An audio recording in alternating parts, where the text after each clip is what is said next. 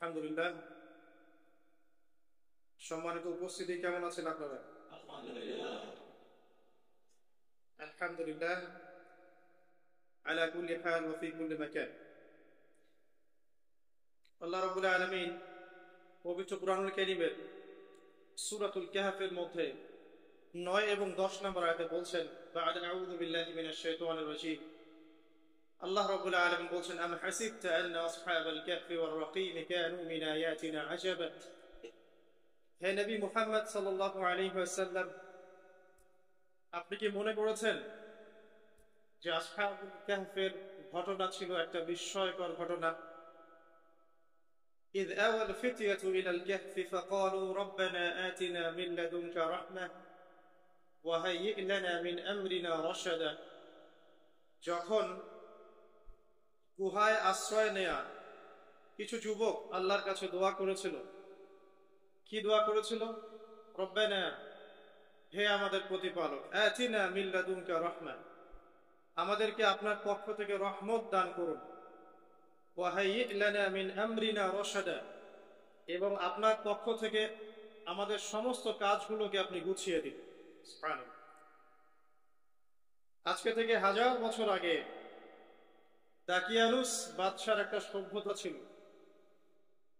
এই বাদশা ছিল তৎকালীন সময়কার একজন জালেম শাসক। সে তার রাজ্যে শিরক প্রতিষ্ঠা করেছিল, আল্লাহ রাব্বুল আলামিনের তাওহীদকে উঠিয়ে দিয়েছিল। সে তার রাজ্যে নবী সাল্লাল্লাহু আলাইহি ওয়াসাল্লাম, তৎকালীন সময়কার যে নবী আলাইহিস সালাম, তার সুন্নাহকে উঠিয়ে দিয়ে নিজের মন গড়া আদর্শ বাস্তবায়ন করেছিল দাকিয়ানুস বাদশা। তো সেই বাদশার অধীনে থাকা 8 জন বা 9 জন উচ্চ পদস্থ কর্মকর্তার সন্তানকে আল্লাহ পাক হেদায়েত দান করেন, এবং তারাই ইতিহাসে আসহাবুল কাহফ হিসেবে পরিচিত আছে। এই 7 জন বা 9 জন যুবক উচ্চ পদস্থ কর্মকর্তার সন্তান ছিলেন। তারা তাওহীদকে চিনতে শিখলেন, আল্লাহ রাব্বুল আলামিনকে চিনতে শিখলেন, শিরকের সাথে তাওহীদের আপোষ করলেন না, সুন্নতের সাথে চলমান জাহিলিয়াতের আপোষ করলেন না। এর ফলশ্রুতিতে তাদের উপর নির্যাতন নেমে আসলো। রাজা তাদেরকে 3 দিন সময় দিলেন। 3 দিনের মধ্যে যদি তোমরা তোমাদের ধর্ম ত্যাগ না করেছ, তাহলে তোমাদেরকে মৃত্যুদণ্ড দেওয়া হবে। তো সেই 7 জন বা 9 জন যুবক ওই রাষ্ট্রের মধ্যে কোনো অরাজকতা সৃষ্টি করলো না, বরং তারা সাইলেন্টলি সেই রাষ্ট্র থেকে চলে গেল। সেই ফিতনাপূর্ণ জাহেলি পরিবেশ থেকে নিজের আস্তে করে সরে গেল, সেখানে কোনো রকম ফাসাদ সৃষ্টি করল না। যাওয়ার সময় তারা একটা কুকুরকে সাথে নিয়েছিল, যেই কুকুর বছরের পর বছর তাদেরকে পাহারা দিয়েছে গুহার মধ্যে। চলতি পথে একটা গুহায় তারা আশ্রয় নিয়েছিল, যে গুহার মধ্যে তারা ঘুমিয়ে পড়ে, এবং আল্লাহ রাব্বুল আলামিন 309 বছর পর তাদের ঘুম ভাঙান। 309 বছর পর যখন ঘুম ভাঙলো, তারা ক্ষুধার্ত ছিলেন, একে অপরকে জিজ্ঞাসা করছিলেন যে কেম লাবিথতুম, তোমরা কতদিন ঘুমিয়েছ? একজন বলছিল লাবিথনা ইয়াওমান আও বা'দা ইয়াওম, আমরা হয় একদিন ঘুমিয়েছি বা একদিনের কিছু অংশ ঘুমিয়েছি। যাই হোক, তারা ক্ষুধার্ত ছিলেন, তাদের পকেটের মধ্যে কিছু মুদ্রা ছিল, আর সেই মুদ্রা বর্তমান সময়ে চলমান মুদ্রার মতো ছিল না। বর্তমান সময়ে যে চলমান যে মুদ্রাগুলো আছে, যেখানে গোল্ড এবং সিলভারের কোনো অনুপ্রবেশ নাই, যদিও বা কোরআন এবং সুন্নায় গোল্ড এবং সিলভারের কয়েনের কথা আছে, তবে সভ্যতা এটাকে হারাম করে দিয়েছে। তো দাকিয়ানুস বাদশার যুগটাও ঠিক এমনই ছিল। তো তারা যখন সেই মুদ্রাগুলো নিয়ে বাজারে গেল খাবার কেনার জন্য, তখন তাদেরকে অ্যারেস্ট করা হলো। কি অভিযোগে? অভিযোগটা হচ্ছে যে তারা গুপ্তধন পেয়েছে, এই অভিযোগে। কিন্তু বাস্তবিক অর্থে তারা কোনো গুপ্তধন পায় নাই। তারা বলছিল, আমরা গতকাল মাত্র এখান থেকে বের হয়েছি, আজকে রাতটা এই গুহায় আশ্রয় নিয়েছি, এতটুকু তারা বলছে। যাই হোক, তথ্য প্রমাণ যাচাই করে দেখা গেল যে তারা যে ঘুমিয়েছিল, এতে প্রায় 309 বছর অতিবাহিত হয়ে গেছে, এবং এখন যে বাদশা ক্ষমতায় আছে, সে আলহামদুলিল্লাহ একজন তাওহীদপন্থী মানুষ। সে আল্লাহকে বিশ্বাস করে, নবী রাসূলকে বিশ্বাস করে, আল্লাহ পাকের ঐশী গ্রন্থকেও বিশ্বাস করে, তবে ওই সমাজের মানুষ একটা বিষয়কে বিশ্বাস করে না, সেটা হলো মৃত্যুর পর পুনরুত্থান বা রিজারেকশন, যেটা আমরা বলি মৃত্যুর পর পুনরুত্থান, এই বিষয়টাকে তারা স্বীকার করে। তো আল্লাহ রাব্বুল আলামিন মাত্র 9 জন যুবকের মধ্য দিয়ে পুরো একটা নেশনকে শিক্ষা দিলেন যে মৃত্যুর পর পুনরুত্থান সত্য। যে আল্লাহ রাব্বুল আলামিন 309 বছর ঘুম পাড়িয়ে রেখে জীবিত করতে পারেন, নিঃসন্দেহে সে আল্লাহ রাব্বুল আলামিন লক্ষ কোটি মানুষকে 1000 বছর পরেও জীবিত করতে পারবেন ইনশাআল্লাহ। এতে করে ওই পুরো সমাজটাই তাওহীদপন্থী হয়ে গেল আলহামদুলিল্লাহ।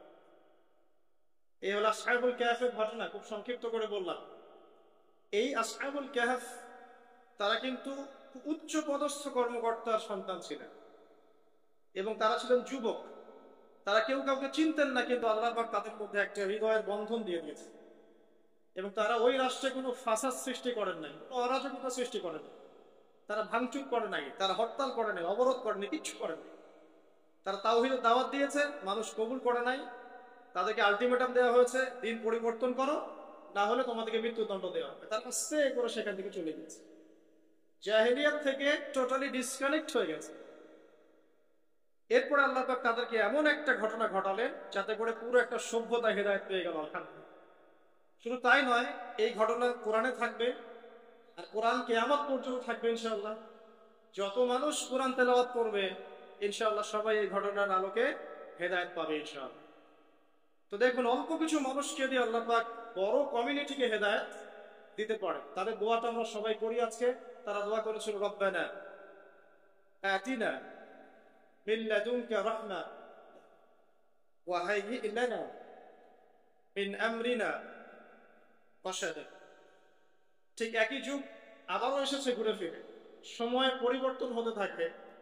আমরা একটা কথা বলি, ইতিহাস পড়তে গিয়ে পড়াতে গিয়ে, যে হিস্ট্রি রিপিটস ইটসেলফ, আমরা বলি যে ইতিহাস নিজেই নিজের পুনরাবৃত্তি ঘটায়।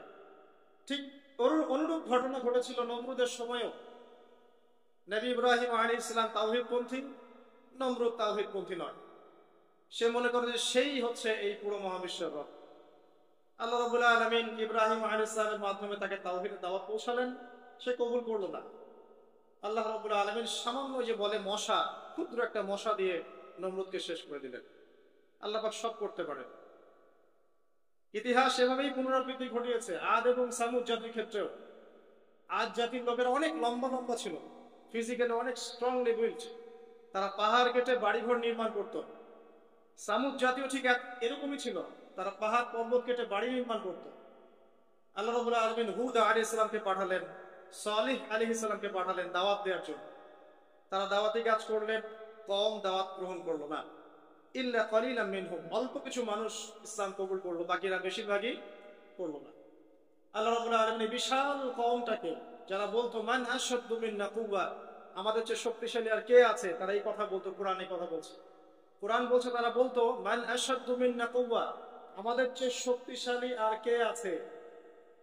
এখন এই স্লোগানগুলো আমরা ওয়ার্ল্ড অ্যাফেয়ার্স ঘাটলে দেখতে পারি না? বিভিন্ন পরাশক্তি বলছে আমাদের চেয়ে শ্রেষ্ঠ আর শক্তিশালী কে আছে। এই কথাটাই বলেছিল আদ এবং সামুদ জাতি। আল্লাহ পাক এদেরকে এমন ভাবে ধ্বংস করেছেন যেন খেজুর গাছ উপড়ে ফেলতে যেমন করে পড়ে থাকে, আদ জাতির লোকরা বাড়ির মধ্যে এভাবে পড়েছে। মাত্র 6 দিন এবং 7 রাতের মধ্যে আল্লাহ পাক আদ জাতিকে ধ্বংস করেছেন। আর সামুদ জাতিকে আল্লাহ পাক ধ্বংস করেছেন বজ্রপাত দিয়ে, প্রচন্ড বজ্রপাত দিয়ে, মুহূর্তে একটা কম শেষ। আল্লাহ পাক সব করতে পারেন। ইতিহাস এভাবেই পুনরাবৃত্তি ঘটিয়েছে। ফেরাউনের যুগে চলে যান, মূসা আলাইহিস সালাম একই দাওয়াত দিয়েছেন আল্লাহ রাব্বুল আলামিন। আল্লাহ পাকের পক্ষ থেকে তাওহীদ দিয়ে তিনি ফেরাউনকে দাওয়াত দিয়েছেন যে লা ইলাহা ইল্লাল্লাহ, আল্লাহ ছাড়া কোনো ইলাহ নাই। আল্লাহ রাব্বুল আলামিন চিরঞ্জীব, চিরস্থায়ী, তার কাছে আত্মসমর্পণ করো। ফেরাউন বলেছিল আনা রাব্বুকুমুল আ'লা, আমি তোমাদের মহান। নাউযুবিল্লাহ। সে বলেছিল মা উরিকুম ইল্লা মা আরা, আমি যা ভালো মনে করি তাই তো তোমাদেরকে বলি। ওয়া মা আহদিকুম ইল্লা সাবিলার রাশাদ, এবং আমি তোমাদেরকে শুধু সৎপথ দেখাই। ফেরাউন এই কথা বলেছে। সে বলেছিল যে মা আলিমতু লাকুম মিন ইলাহিন গায়রি, আমি তো জানি না যে আমি ছাড়া তোমাদের কোনো ইলাহ আছে। আল্লাহ রাব্বুল আলামিন সবর করেছেন, একে সময় দিয়েছেন। একটার পর একটা গজব দিয়েছেন, কখনো উকুন নাজিল করেছেন, কখনো রক্ত নাজিল করেছেন, কখনো প্লেগ, কখনো ব্যাং, কখনো ফড়িং, এরকম করে 9টা আযাব আল্লাহ পাক ফেরাউনকে দিয়েছে, তার কওমকে দিয়েছে। সর্বশেষ আল্লাহ রাব্বুল আলামিন লোহিত সাগরে সদল বলে ফেরাউনকে ডুবিয়ে মেরেছেন। ডুবে মারার সময় ফেরাউন বলেছিল যে আমানতু বিরব্বি হারুন ওয়া মূসা, আমি এখন হারুন এবং মূসার রবের প্রতি ঈমান আনলাম। ডুবে মরার সময় ফেরাউন এই কথাটা বলেছিল। তখন আল্লাহ রাব্বুল আলামিন বলেছেন আল-আন, এখন, ওয়াকাদ আসাইতা মিন ক্বাবল, এর পূর্বে তুমি বিরুদ্ধাচরণ করেছো। আল-ইয়াউমা নুনাজ্জিকা বিবাদানিক, আজকে আমি তোমার বাদান মানে তোমার দেহটাকে সংরক্ষণ করব, প্রিজার্ভ করব। কি জন্য প্রিজার্ভ করব? মিউজিয়ামে রেখে দেওয়ার জন্য? মিশরের মিউজিয়ামে রেখে দেওয়ার জন্য? কি কারণে প্রিজার্ভ? লিতাকুনা লিমান খালফাকা আয়া, তোমার পরবর্তীতে যারা আসবে পৃথিবীতে ওদের সবার জন্য তুমি নিদর্শন হয়ে থাকবে, এই কারণে। তো ফেরাউনের পরে তো হাজার হাজার বছর চলে গেল, এবং এই হাজার বছরে আমরা দেখেছি আরো হাজারটা ফেরাউন এসেছে পৃথিবীতে। তাদের সবার জন্য এই ফেরাউনের মমিটা ছিল কি? নিদর্শন। কে আল্লাহ নিদর্শনের পরোয়া করে? আল্লাহ পাকে নিদর্শনের কে পরোয়া করে? আমাদের কনসেপ্ট এখন এমন, ইন হিয়া ইল্লা হায়াতুনা দুনিয়া, এই দুনিয়ার জীবনটাই আমাদের হায়াত। নামুতু ওয়া নাহইয়া, আমরা এখানেই বাঁচি, এখানেই মরি। ওয়া মা নাহনু বিমাবউসিন, আর আমাদেরকে পুনরুত্থিত করা হবে না। কোন মানুষ যদি পরকালীন কনসেপ্ট লালন করে চলে, সেই মানুষ কি বেনামাজি থাকতে পারে কিনা? সেই মানুষ কি যাকাত না দিয়ে থাকতে পারে কিনা? যে মানুষ পরকালে বিশ্বাস করে যে আল্লাহর সামনে আমাকে দাঁড়াতে হবে একা একাই, আমার ইমাম, আমার পীর, আমার অমুক, আমার তমুক নেতা নেত্রী কেউ আমার সাথে যাবে না, আমাকে একা আমার আল্লাহর সামনে দাঁড়িয়ে হিসাব দিতে হবে, এই কথা যে চিন্তা করে, সে কি নামাজ না পড়ে থাকতে পারে কিনা? সে কি যাকাত না দিয়ে থাকতে পারে কিনা? সে কি দুর্নীতি করতে পারে কিনা? মানুষকে ঠকাতে পারে কিনা? সে কি সুদ খেতে পারে বা ঘুষ খেতে পারে? সে কি সেনা করতে পারে? সে কি কাপড় খুলে দিয়ে উন্মুক্ত হয়ে ঘুরতে পারে কিনা? এখন তো উন্মুক্ত হওয়ার সংস্কৃতি চলছে নাকি? ইবলিস যখন আদম আলাইহিস সালাম এবং হাওয়া আলাইহিস সালাম তাদেরকে যখন জান্নাত থেকে বের করিয়ে দেয়, প্রলোভন দিয়েছিল, মিথ্যা প্রলোভন, যে হাল আদুল্লুকুম, হে আদম এবং হাওয়া, আমি কি তোমাদেরকে জানিয়ে দিব, আলা শাজারাতিল খুলদি ওয়া মুলকিন লা ইয়াবলা, হে আদম এবং হাওয়া, আমি কি তোমাদেরকে জানিয়ে দিব এমন একটা গাছের ব্যাপারে, যেই গাছের ফল খেলে পরে তোমরা চিরস্থায়ী হয়ে যাবে এবং কোনোদিন মরবে না। এই যে চিরস্থায়িত্বের টোপ আর অমরত্বের টোপ, এই দুইটা টোপ দিয়ে আমাদের পিতা মাতাকে ইবলিস জান্নাত থেকে বের করে দিয়েছে। এখন পৃথিবীতে যত মানুষ পথভ্রষ্ট হচ্ছি আমরা, আমাদের এই দুইটা খাসলতের কারণে। আমরা অমরত্ব আশা করছি, আমাদের চলাফেরা দেখলে মনে হয় আমরা মরবো, পরকালীন কনসেপ্ট পাই। একটা হচ্ছে চিরস্থায়িত্বের টোপ, ক্ষমতা, এই যে ক্ষমতার দাম, এই দুটো আমাদেরকে কিন্তু পথভ্রষ্ট করছে। ঠিক একই অস্ত্র ছিল ইবলিসের। সূরা আরাফ পড়ে দেখেন, আমি কোনো কিছু বানিয়ে বলছি না। তখন আল্লাহ পাক বললেন যে ইয়া বানি আদম, হে বনু আদম, আদমের সন্তান যারা আছো, আমাদেরকে আল্লাহ পাক বলছে তোমরা শোনো, লা ইয়াফতিনান্নাকুমুশ শাইতান, শয়তান যেন তোমাদেরকে ফিতনায় না ফেলতে পারে। কামা আখরাজা আবাওয়াইকুম মিনাল জান্নাহ, ঠিক যেমন করে তোমাদের পিতামাতাকে শয়তান জান্নাত থেকে বের করে দিয়েছে। যেহেতু আমাদের পিতা আর মাতাকে শয়তান জান্নাত থেকে বের করে দিয়েছে, আল্লাহ পাক এই আদমের সন্তানদেরকে বলছেন তোমরা সতর্ক থেকো, তোমাদেরকে যেন শয়তান জান্নাত থেকে যেভাবে বের করেছিল তোমার পিতা মাতাকে, এমন করতে না পারে। আর কি করতে না পারে? ইয়ানজিউ আনহুমা লিবাসাহুমা লিয়ুরিয়াহুমা মিন সাওআতিহিমা, পড়ে দেখেন সূরা আরাফ। আল্লাহ বলছেন মনে রেখো আদমের সন্তানরা, ইবলিস কিন্তু শুধু তোমার পিতা মাতাকে জান্নাত থেকে বের করেই দেয় নাই, বরং গাছের কাছে নিয়ে গিয়েছিল, ফল খাওয়ার সাথে সাথেই তাদের গায়ের পোশাক খুলে পড়ে গেছে। তাহলে আমাদের পিতা মাতাকে জান্নাতে নগ্ন করে দিয়েছিল কে? সেই কথা আল্লাহ পাক বলছেন আদম সন্তানদেরকে তোমরা সতর্ক থেকো, তোমাদেরকে যেন ইবলিস নগ্ন করতে না পারে, ঠিক যেমন করে তোমাদের পিতা মাতাকে করেছে। তাহলে এখন যে পুরো বিশ্ব জুড়ে নগ্নতার যে সংস্কৃতি চলছে, এরা কার এজেন্ডা বাস্তবায়ন করছে বুঝতে পারছেন? কোরআন পড়েন, পৃথিবীতে যত সভ্যতা চলে গেছে, ব্যাবিলনের সভ্যতা, চাইনিজদের সভ্যতা, তারপরে যে আমাদের মাও সেতুং, ইতালির মুসোলিনি, এইদিকে জ্যাপল সার্তে, এদিকে আপনার ফিডেল ক্যাস্ট্রোর কথা বলেন, যত বড় বড় সভ্যতা রিনাউন্ড, সবার পোশাক ছিল শালীন। আমি চ্যালেঞ্জ করলাম, খুঁজে দেখেন, চাইনিজদের পোশাক দেখেন, আগেকার পোশাক, 1000 বছর আগের পোশাক, শালীন পোশাক। তারা কিন্তু মুসলিম ছিলেন না। আপনি এই ব্যাবিলনের সভ্যতা দেখেন, ব্যাবিলনের সভ্যতা অনেক প্রাচীন, প্রাচীন না? এই সভ্যতার পোশাক দেখবেন, দেখবেন এটা অশালীন পোশাক ছিল না। এমনকি আইয়ামে জাহিলিয়াত যেটা আমরা বলি, নবী সাল্লাল্লাহু আলাইহি ওয়াসাল্লাম যখন জন্ম নেননি তার আগের সময়, ওই সময়ও যে মানুষ জেনা করতো, মেয়েকে যে কন্যা সন্তানকে জীবিত দাফন করতো, তারপরেও ওদের পোশাক শালীন ছিল। হঠাৎ করে বিশ্বে একটা সভ্যতা আসলো, তারা বললো যে পোশাক শর্ট হতে হতে হতে হতে এক পর্যায়ে কিনি করে করা শুরু, এবং এখন ওরা সারা বিশ্বে ওটা ছড়িয়ে দিচ্ছে, আমরা সবাই ওটাকে গ্রহণ করছি। আবার বলছি 1000 বছরের সাথে। এখন দেখেন আল্লাহ পাক কি বলছেন, ওয়াইদা ফাআলু ফাহিশাতান, ওই সূরার মধ্যে আছে, যখন তারা কোনো ফাহেসা কাজ করে তারা বলে, ক্বালু, তারা বলে, ওয়াজাদনা আলাইহা আবানা, ওয়াজাদনা আলাইহি আবানা, আমরা এগুলো আমাদের বাপ দাদাদেরকে দেখেছি করতে। যখন তারা কোনো ফাহেসা কাজ করে তারা বলে, অশ্লীল কাজ করলে বলে, আমরা এগুলো দেখেছি বাপ দাদা পিতৃপুরুষ থেকে করে আসছে। আল্লাহু আমারনা বিহা, আল্লাহ আমাদেরকে আদেশ করেছে। আল্লাহ বলেন, কুল ইন্নাল্লাহা লা ইয়া'মুরু বিল ফাহশা, আল্লাহ পাক কখনো অশ্লীল কাজের আদেশ করতে পারেন না। আচ্ছা, কুলুনা আলাল্লাহি মা লা তা'লামুন, তোমরা কি আল্লাহ সম্পর্কে এমন কথা বলছো যে কথা তোমরা জানো না? আল্লাহ কিসের আদেশ করেন? আল্লাহ বলেন, কুল আমারা রাব্বি বিল কিসত, হে নবী বলে দিন, আল্লাহ পাক আদেশ করেন ন্যায়ের, ন্যায় বিচারের আদেশ করেন। ওয়া আকিমু ওয়ুজুহাকুম ইনদা কুল্লি মসজিদ, এবং প্রত্যেক নামাজের ওয়াক্তে নিজের চেহারাটাকে একনিষ্ঠভাবে আল্লাহর দিকে ফেরাবে, এই আদেশ আল্লাহ পাক করেন।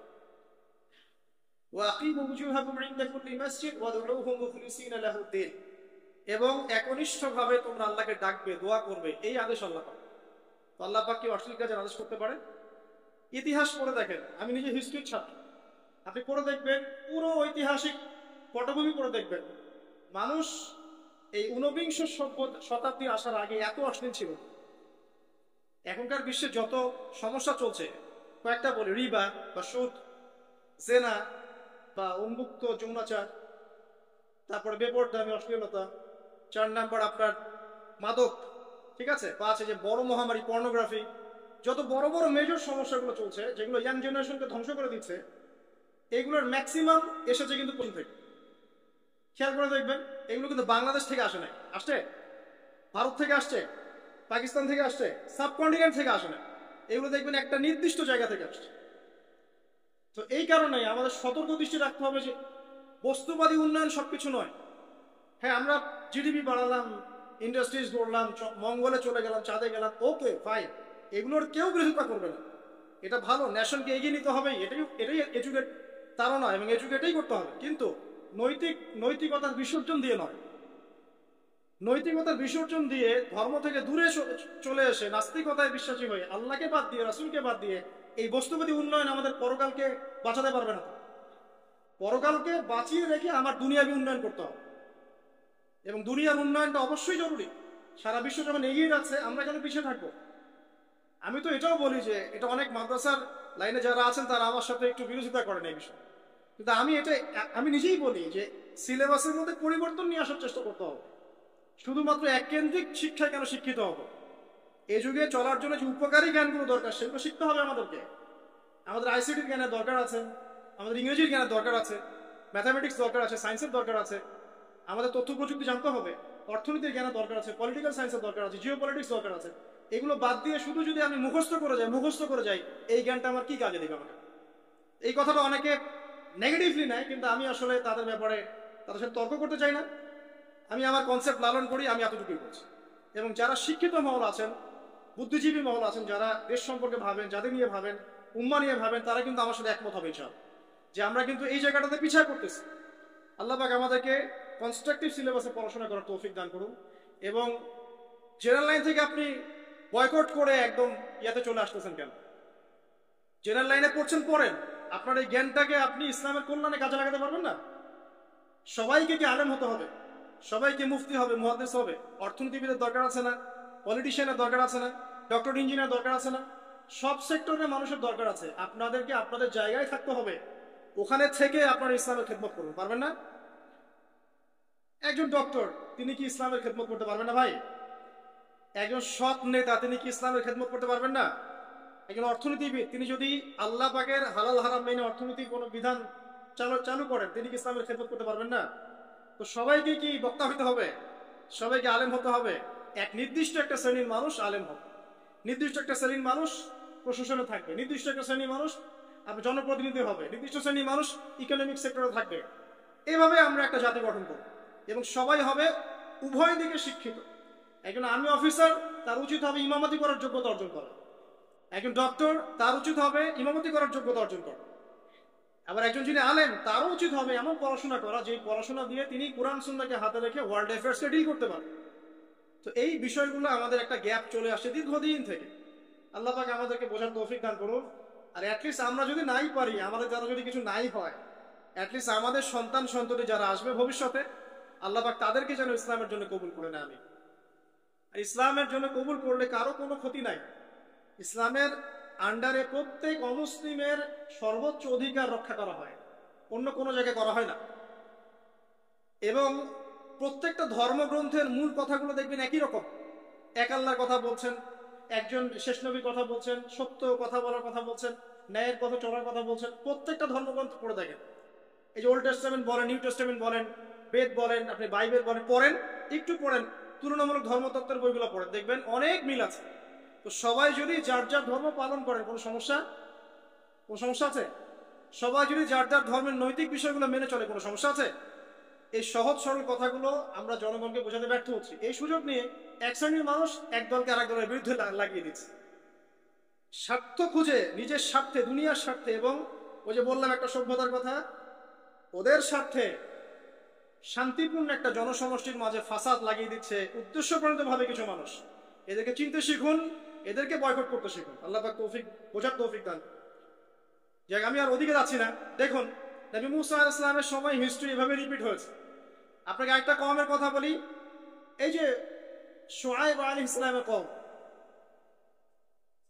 যাদেরকে মাপে কম দেওয়ার কারণে আল্লাহ পাক ধ্বংস করেছেন। কোন কারণে? মাপে কম দেওয়ার কারণে। আল্লাহ রাব্বুল আলামিন ভূমিকম্প দিয়ে ধ্বংস করেছেন এই প্রথম এই কওমটাকে, যারা ছিল শুআয়ব আলাইহিস সালামের কওম।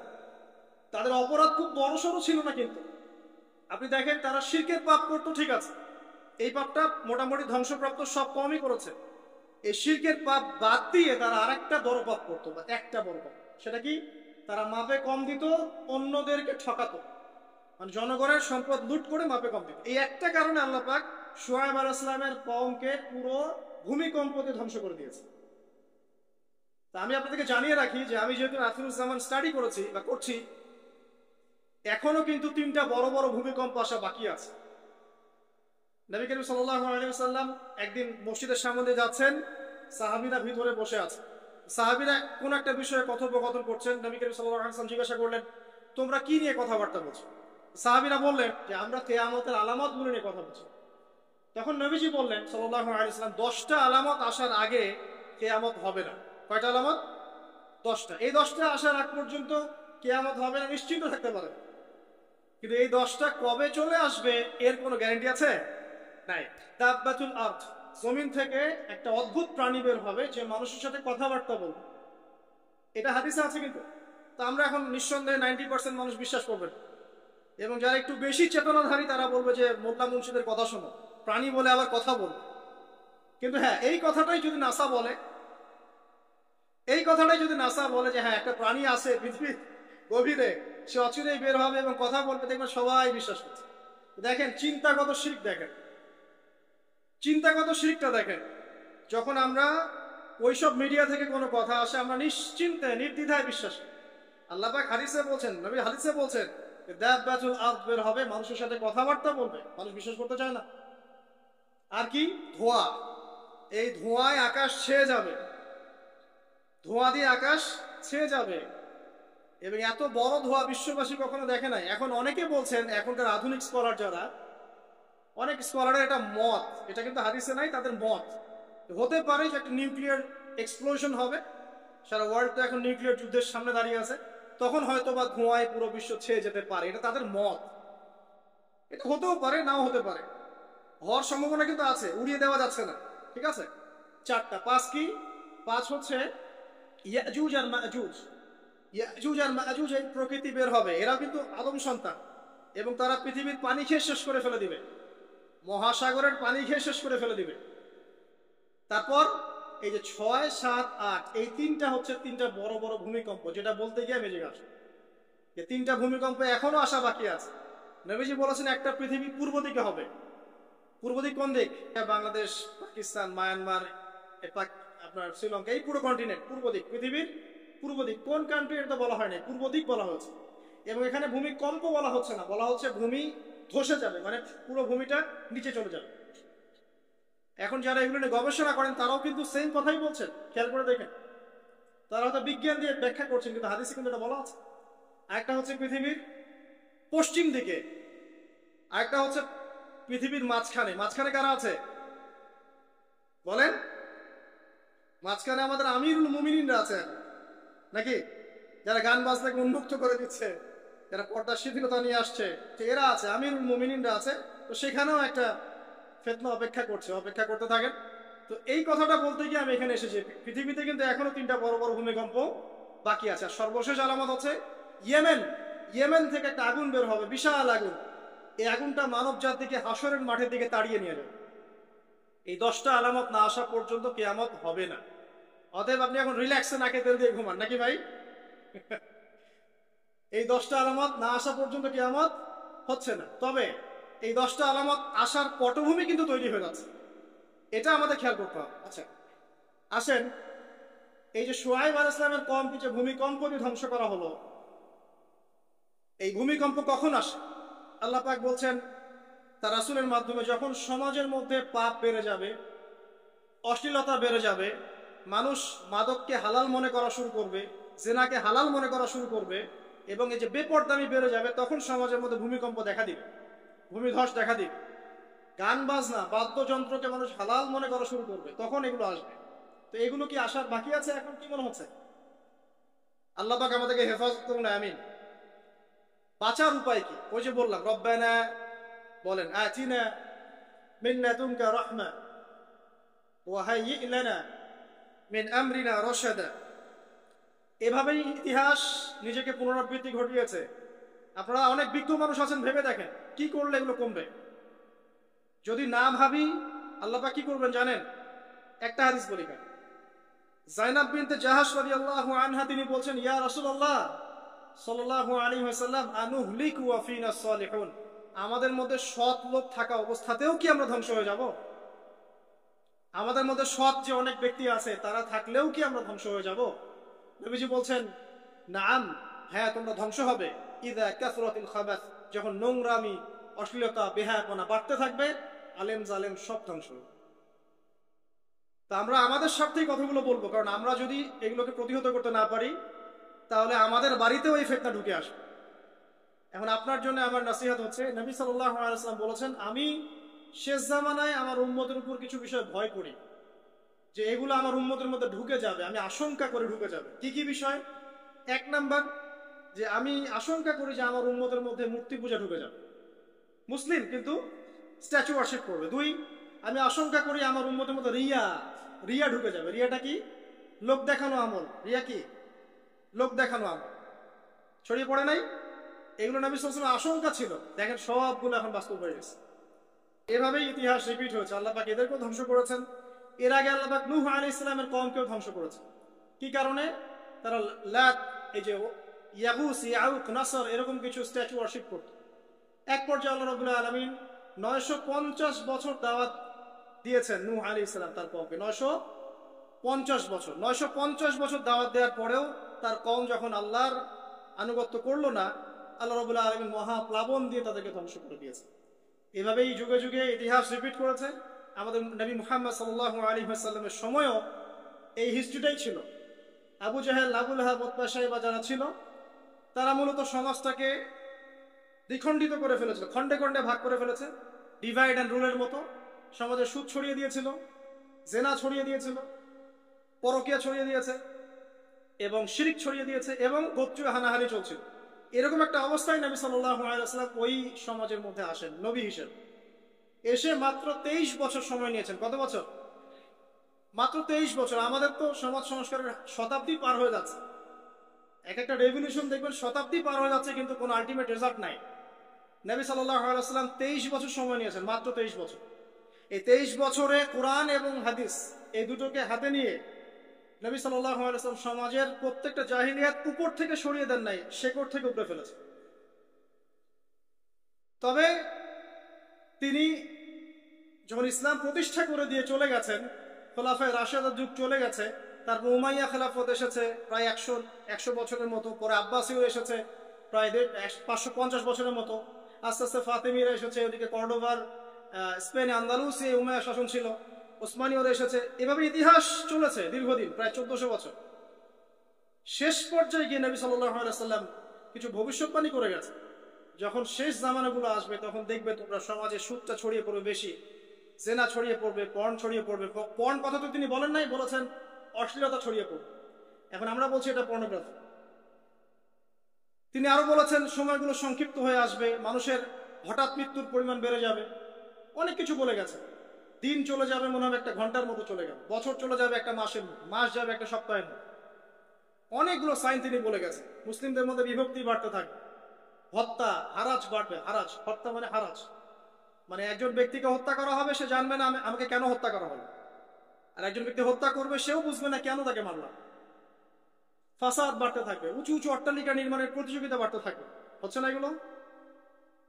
সমাজে ভালো মন্দের মানদণ্ড উল্টে যাবে, মানুষ সত্যকে মিথ্যা বলবে, মিথ্যাকে সত্য বলবে, মিথ্যাবাদীকে সত্যবাদী বলবে, সত্যবাদীকে মিথ্যাবাদী বলবে, আমানতদারকে খেয়ানতকারী বলবে, খেয়ানতকারকে আমানতদার বলবে। টোটালি মানদণ্ড উল্টে যাবে। আস্তে আস্তে সিচুয়েশন এমন হতে থাকে, খারাপ থেকে খারাপ। তবে সোনালী সময় কি আর ফিরবে না? তাহলে সময় কি তাহলে আর ফিরবে না? এভাবেই চলবে সবকিছু? না, এভাবে চলবে না ইনশাআল্লাহ। আল্লাহ রাব্বুল আলামিন তার রাসূলের মাধ্যমে জানিয়েছেন এই সবকিছুই সাময়িক, সবকিছু সাময়িক। ইতিহাস আবার পুনরাবৃত্তি ঘটাবে। ইতিহাস সভ্যতা শুরু হয়েছিল একজন নবী দ্বারা, শেষও হবে আরেকজন নবী দ্বারা ইনশাআল্লাহ। সভ্যতা শুরু হয়েছিল আদম আলাইহিস সালামকে দিয়ে, আর শেষ হবে ঈসা ইবনে মারইয়ামের হাতে। শেষ জামানার সবচেয়ে ভাইটাল ক্যারেক্টার হচ্ছেন ঈসা ইবনে মারইয়াম। সবচেয়ে ভাইটাল ক্যারেক্টার হচ্ছে ঈসা ইবনে মারইয়াম। এবং তিনি নতুন কোন শরীয়ত নিয়ে আসবেন, নতুন কোন ধর্ম নিয়ে আসবেন, বরং তিনি এসে বরং ক্রুশ ভেঙে ফেলবেন, জিজিয়া যে ট্যাক্সটা আছে এটাকে উঠিয়ে দিবেন। এবং তিনি 40 ইয়ার্স, হাদিসে এসেছে 40 বছর তিনি এই পৃথিবীতে থাকবেন। কত বছর? 40 বছর। ওই সময় সম্পর্কে এমন কথা এসেছে যে যাকাত নেয়ার জন্য একটা মানুষ খুঁজে পাওয়া যাবে না। আসতে কতদিন এটা আমরা বলতে পারবো, এটা আল্লাহ পাক জানেন, আল্লাহ জানেন। এটা কতদিন এটা আমরা বলতে পারবো না, এটা বলার অধিকারও আমাদের নাই, বিকজ এটা গায়েবের বিষয়। তো আলামতগুলো আস্তে আস্তে আস্তে আস্তে ওইদিকে যাচ্ছে। এখন তিনি আজকেই আসুন আর কালকেই আসুন, আপনার আমার দায়িত্ব চেঞ্জ হবে না। দায়িত্ব কি চেঞ্জ হবে? খুব সংক্ষেপে 2 মিনিট সময় নিচ্ছি যে আমরা যে কোনো সিচুয়েশনেই আমাদের দায়িত্বটা কি আসবে। 1 নাম্বার কথা হচ্ছে ভাই, যে বড় পরিসরে চিন্তা বাদ দিয়ে আগে ছোট পরিসরে আসেন। নিজের ব্যক্তি জীবনে আগে ইসলাম প্রতিষ্ঠা করেন, নিজে আগে পড়াশোনা করি, দিনের জ্ঞান অর্জন করেন, পড়াশোনা করেন, যে লাইনেই পড়াশোনা করছেন করেন, কিন্তু ইসলামটাকে, ইসলামের ফরজ ওয়াজিব সুন্নত মুস্তাহাবগুলো শেখেন। ডাক্তার ইঞ্জিনিয়ার হওয়ার কোনো আপত্তি নাই, আপনি বড় পলিটিশিয়ান হন, ইকোনমিস্ট হন, কোনো আপত্তি নাই, বাট ইসলামের বেসিক নলেজটা অর্জন না করে মৃত্যুবরণ করেন না আল্লাহর রাস্তায়। 2 নাম্বার, কোরআনকে সময় দেন, কোরআনটাকে স্টাডি করেন, হাদিসটা স্টাডি করেন। আল্লাহ পাক তৌফিক দান করুন, আমিন। এরপরে আমল বাড়িয়ে দেন, আমলটা বাড়ায় দেন। এখন সময় থাক 100 বছর, 500 বছর বা 2 বছর, আমল বাড়ায় দেন। আপনার আমল আপনার সাথেই, কেউ কারো কবরে যাবে না। অতএব আমল বাড়িয়ে দেওয়ার চেষ্টা করি, আল্লাহ পাক তৌফিক দান করুন।